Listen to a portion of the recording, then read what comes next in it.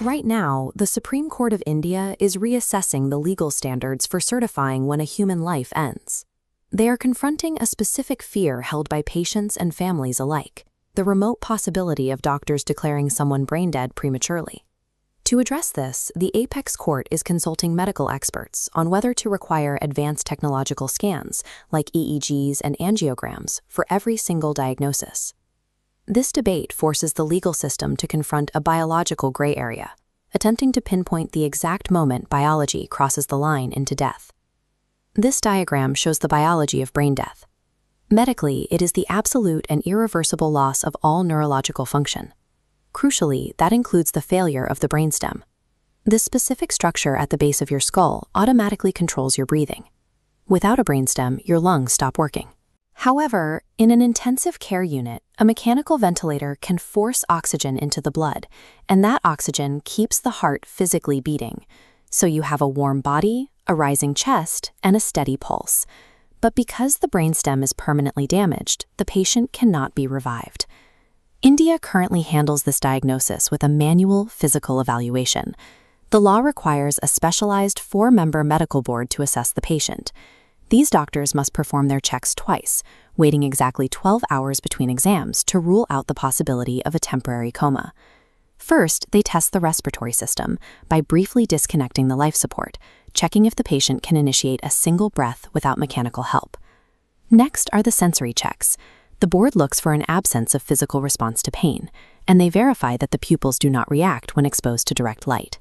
Finally, they test the body to confirm there are 0 basic motor reflexes.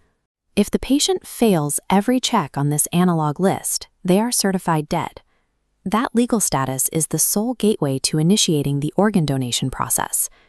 The viability of the entire organ transplant system depends on this specific diagnostic process running efficiently. Hundreds of thousands of individuals in India suffer from fatal strokes and severe head traumas every year, representing a massive pool of potential donors. This graphic shows how few cases translate into actual donations. Out of that massive initial pool, only about 1,000 deceased organ donations occur annually in India. Viewed as a per capita rate, India ranks among the lowest globally for organ retrieval. The supply chain is already highly constrained. Adding new legal friction to the certification process threatens to break it entirely. To understand the Supreme Court's debate, look at this readout.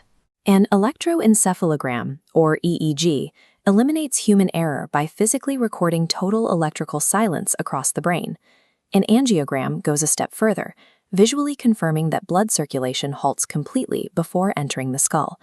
These machines provide hard, conclusive data. They remove the slight subjective margin of error of a doctor conducting a physical exam with a flashlight.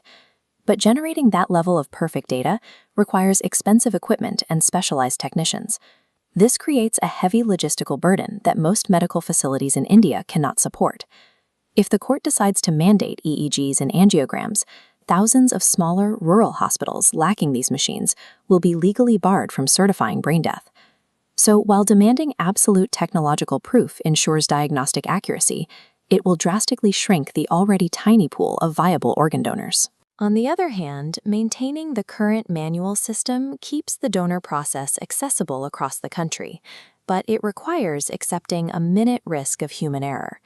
The medical and legal systems have to decide whether they value infallible accuracy for every patient or wider access to life-saving organs for the thousands waiting in the dark.